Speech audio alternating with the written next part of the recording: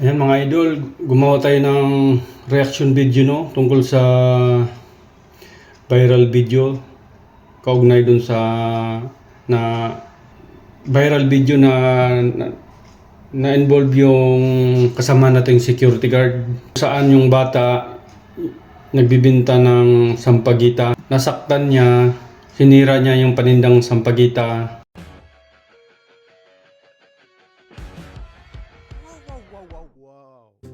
I've been living tired, feeling I'm expired, looking for my great escape.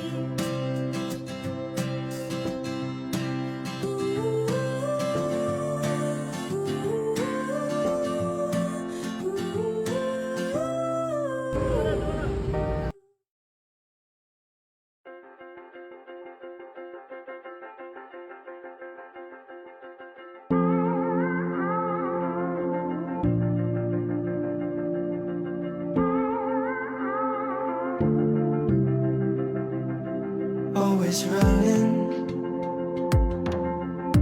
all my life and never thought I'd see the finish line.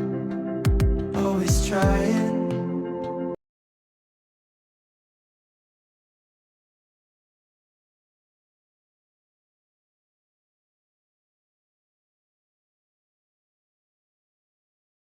Yung unang-una yung ginawa ng kasama nating security guard ay sinunod lang naman niya.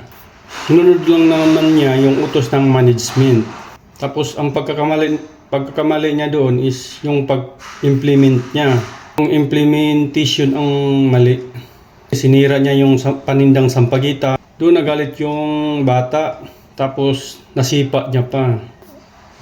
Sa mga kasama nating security guard dyan, pag mga ganyang sitwasyon, no, i-report natin sa sa barangay, no?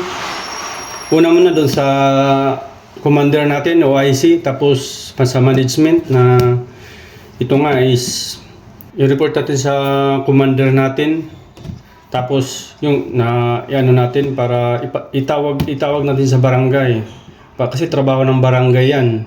Sila yung kung anong gagawin nila dyan sa mga batang kalye or mga illegal vendors, sila yung magpapaalis dyan yung barangay. Or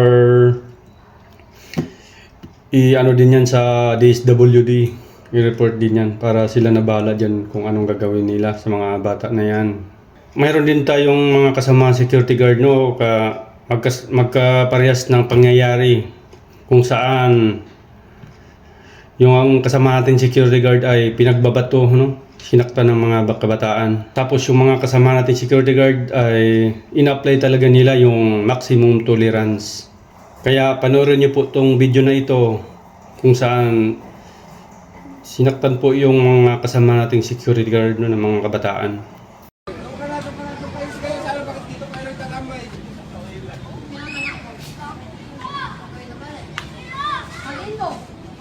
Sige mo doon!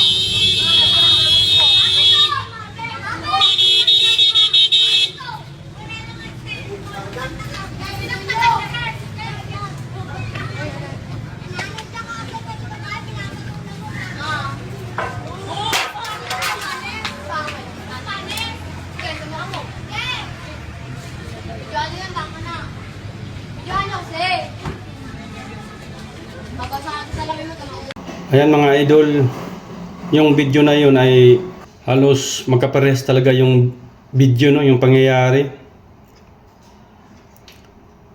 Tapos yung guard naman yung naabuso. Mga idol, pa-comment lang po sa baba yung mga reaksyon nyo. Maraming salamat po. Sa lahat ng mga kasama natin security guard dyan, Sana may natutunan po tayo sa mga pangyayaring ito.